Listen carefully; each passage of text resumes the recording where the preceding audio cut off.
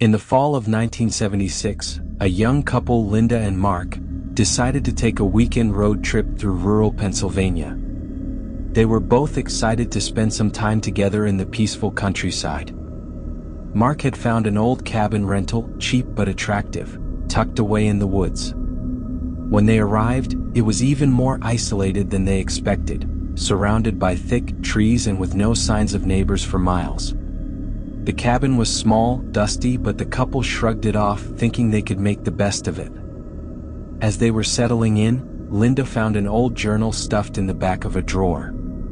Curious, she flipped it open and saw a single entry dated November 1968. In a shaky hand it read, "If anyone finds this, do not stay here at night. I thought I saw someone in the woods watching. The door won't lock anymore. It's like he's waiting for me to fall asleep."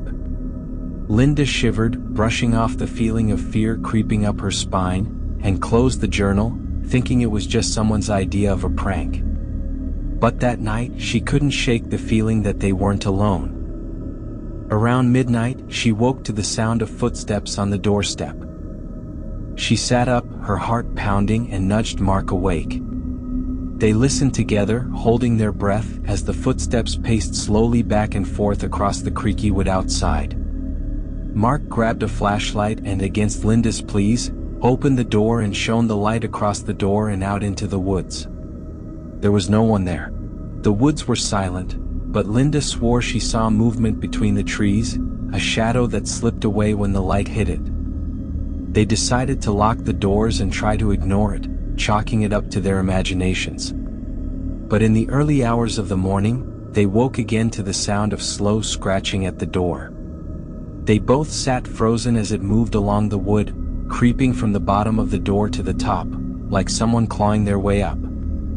Mark, shaking, grabbed a knife from the kitchen, while Linda whispered for him not to open the door. Then the scratching stopped. Silence settled around them, but something felt horribly wrong. Mark and Linda held each other, afraid to move, until the first light of dawn peeked through the window.